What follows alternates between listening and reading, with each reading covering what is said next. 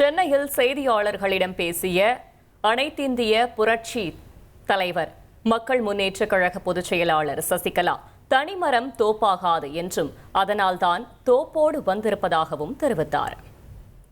நாங்க எப்போதுமே ஒற்றுமையை விரும்புறவங்க, எல்லோரும் ஒன்றாக இருக்கணும் அப்படிங்கிற எண்ணத்தை தவிர வேற எண்ணமே எனக்கு கிடையாது. அதனால நான் மக்களோடு இருப்பேன் என்றும் அதற்கு இந்த சின்னமே ஒரு சான்று. ஒரு கூட்டு குடும்பம் போல் இந்த சின்னம் அமைந்திருக்கிறது. அதாவது நான் எங்க சின்னத்தை பாத்தீங்களா? தென்னந்தோப்பு.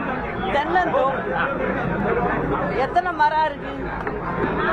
அதனால நாங்க எப்போதுமே ஒரு தோப்பு அப்படிங்கறத நினைப்புல இருப்போம்.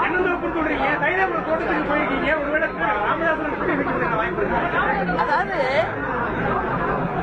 சில பேர் பாப்பீங்க, யாருமே கூட்டணி வேணாம், யாருமே முக்கியஸ்தர்கள் கட்சியில வேணாம் அப்படின்னு தனியா போவாங்க. ஆனா நாங்க அப்படி இல்லை. எங்களுடன் நிச்சயமாக எல்லோரும் நாங்க கூட்டணியோட தான் நாங்க சந்திப்போம். எப்போதுமே தனி மரம் தோப்பு ஆகாது. அது ஒரு நல்ல பழமொழி, நம்ம தமிழ்நாட்டு பழமொழி. அது அதற்கு ஏற்ப நாங்கள் தனிமரமா வரல, தோப்போட தான் வந்திருக்கோம். அந்த தோப்புங்கிறது எங்க கழக தொண்டர்கள் மற்றும் தமிழக மக்கள்.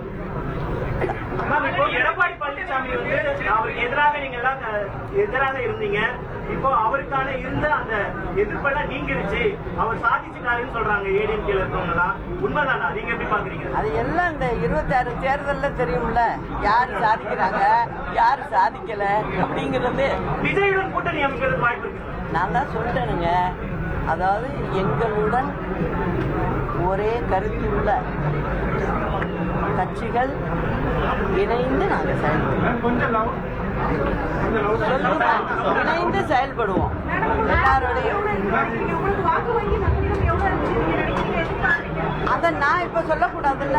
தேர்தல் முடிஞ்சதும் ரிசல்ட் வந்ததும் எல்லாருமே பார்ப்போம். 1,27,00,000 மனங்களை வென்ற தந்தி டிவி யூடியூப் சேனல். தவிர்க்க முடியாத தம்ப்நெயில்ஸ், கலக்கலான கான்டென்ட்ஸ். நீங்களும் இந்த குடும்பத்தில் இணைய இப்பவே சப்ஸ்கிரைப் பண்ணுங்க. அசுரபலம் கொண்ட எங்கள் டிஜிட்டல் கரங்களில் உங்கள் விளம்பரங்களை சேர்க்க வாட்ஸ்அப் பண்ணுங்க. 8939888838. Email advtthanditv@dttv.in.